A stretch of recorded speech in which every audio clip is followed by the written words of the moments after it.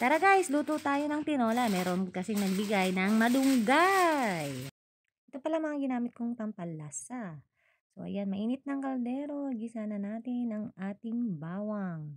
Wala pala akong sibuyas, kaya bawang at luya lang ang gagamitin ko. Bumili ako ng manok, 7 dirham lang yan, mga buto-buto. Gigisa ko na lahat at hahatiin ko siya sa tatlo. Ito po.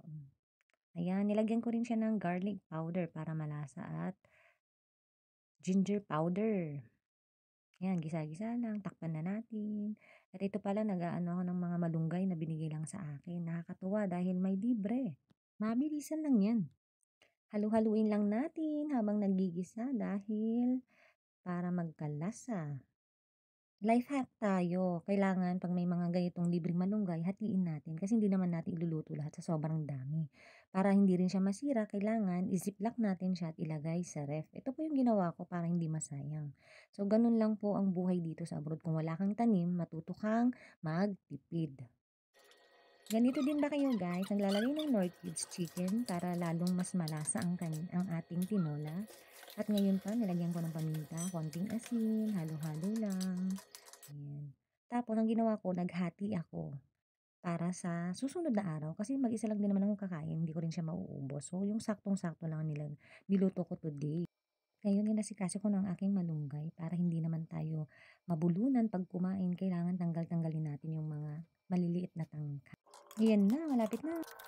So, ayan guys, antay-antay muna tayo bago maluto. At habang inaantay ko, nag-ayos na rin ako ng mga gamit.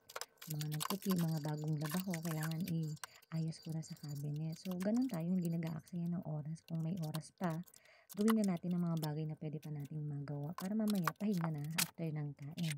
So, ayun guys, ito yung mga pinamili ko, mga nilaba ko. Tutupiin ko na, iaayos, kasi mamaya pahinga-pahinga din, di ba?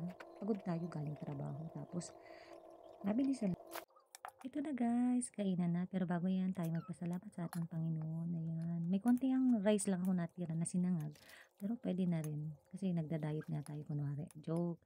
Ayan. Sarap nga. Sarap ng pagkain ko. Merong papaya at saka malunggay. Diba? Healthy. Kunwari. Pero napakasarap niya guys. Masarap kasi ang mag... So ayun guys. Salamat sa panonood. God bless.